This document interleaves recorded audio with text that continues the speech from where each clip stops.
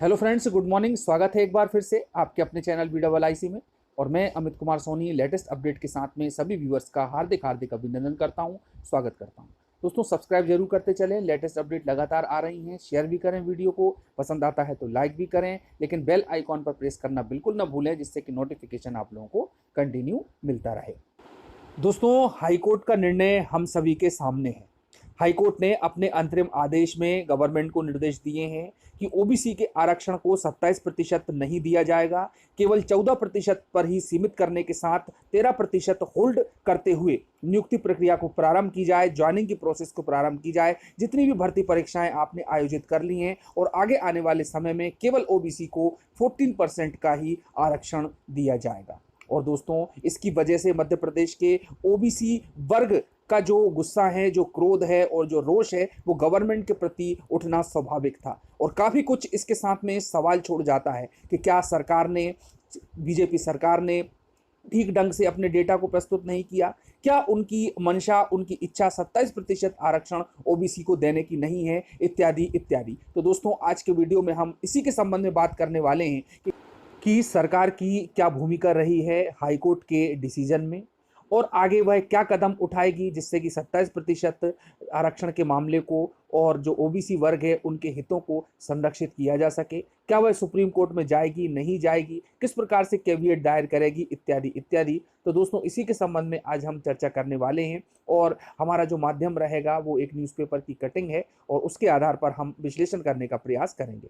तो देखिए दोस्तों, हमारी जो हेडिंग है, ओबीसी आरक्षण पर दिया गया फैसला, रिकॉल करने याचिका दायर। यहाँ पर दोस्तों हम 3 बिंदुओं पर चर्चा करने वाले हैं। एक तो रिव्यू के लिए याचिका दी गई है हाईकोर्ट में वकील रामेश्वर सिंह ठाकुर के द्वारा। दूसरा पॉइंट, सुप्रीम कोर्ट में केविएट दायर कर दी है आशिता दुबे ने अपने वकील आदित्य संघी के साथ में। और तीसरा, क्या होल्ड का निर्णय गवर्नमेंट का था या नहीं था, यह भी एक बड़ा खुलासा हम आखिरी में इसी वीडियो के माध्यम से करने वाले हैं। तो आइए दोस्तों, थोड़ा सा हम इसके आगे देखते हैं कि ओबीसी आरक्षण को लेकर हाल ही में हाईकोर्ट द्वारा जारी आदेश को रिकॉल करने व उक्त आदेश संशोधित किए जाने की मांग को लेकर एक पुनर्विचार याचिका हाईकोर्ट में दायर कर दी गई है, जिसमें ओबीसी के 13% आरक्षण होल्ड किए जाने को चुनौती दी गई है।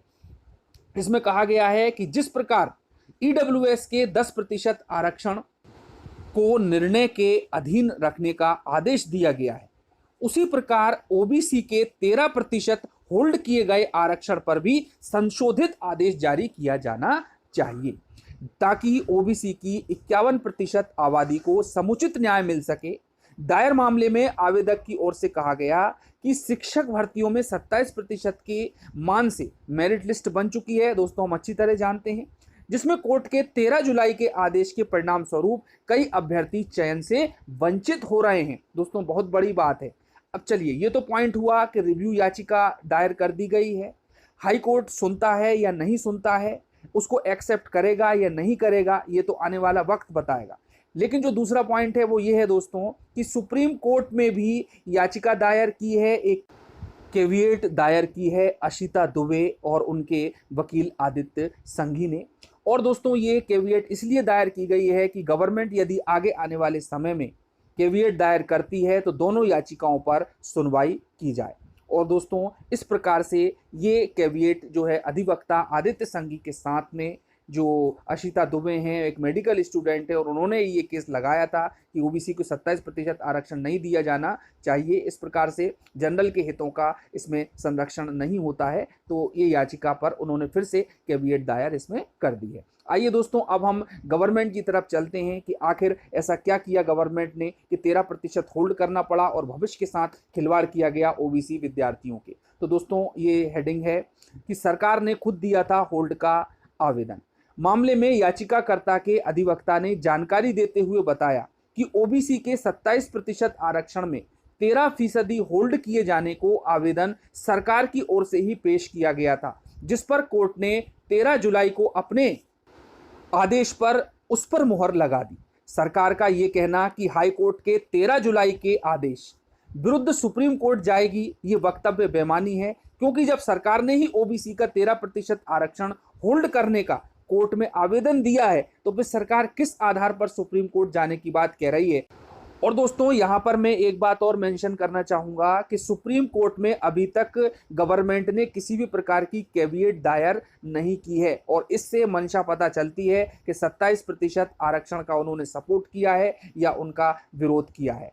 उसके बाद में दोस्तों अधिवक्ता श्री सिंह ने बताया कि वह सोमवार तक उक्त मामले में अर्जेंट सुनवाई की प्रार्थना करेंगे ताकि शिक्षकों की चयन सूची फाइनल लिस्ट जारी होने से पूर्व न्यायालय का आदेश प्राप्त हो सके और उनको भी ईडब्ल्यूएस की भांति ही सुप्रीम कोर्ट और साथ में जो हाई कोर्ट है उसके डिसीजन के अधीन ज्वाइनिंग दी जा सके, जिससे कि जो मेरिट लिस्ट में कैंडिडेट आ चुके हैं कम से कम नौकरी में तो वापस आ जाएं और इस प्रकार से उनकी जो मानसिक पीड़ा है, जो मानसिक वेदना है जिसको वो इस समय महसूस कर रहे हैं, उसमें कुछ राहत मिल सके।